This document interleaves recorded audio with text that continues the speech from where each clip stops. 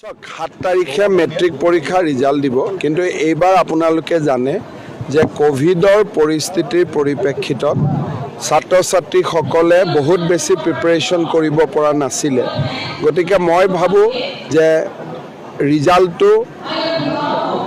অন্তত এনেকুৱা হওক ভগৱানৰ ওচৰত কামনা কৰিম যাতে আমাৰ ল'ৰা ছোৱালীখিনিৰ আগৰ তুলনাত ৰিজাল্টটো যাতে বেয়া নহয়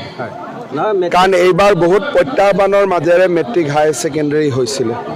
মেট্ৰিক পৰীক্ষাটো মানে এইবাৰে শেষ হ'ব নি ইতিহাস হৈ যাব নহয় মেট্ৰিক পৰীক্ষাটো নতুন শিক্ষাবৰ্ষত মেট্ৰিক পৰীক্ষাৰ সেই গুৰুত্বটো নাথাকিব ক্লাছ 12তহে গুৰুত্ব থাকিব মেট্ৰিক পৰীক্ষা এটা হ'ব কিন্তু সেইটো আৰু আগৰ দৰে বহুত বেছি গুৰুত্বপূৰ্ণ নহ'ব হায়াৰ ছেকেণ্ডাৰী পৰীক্ষাটোহে মেইন ইম্পৰ্টেঞ্চ এক্সাম হ'ব মই সোধা নাই কালি সেবাৰ চেয়াৰমেনে ক'লে মেট্ৰিক 7 তাৰিখে দিব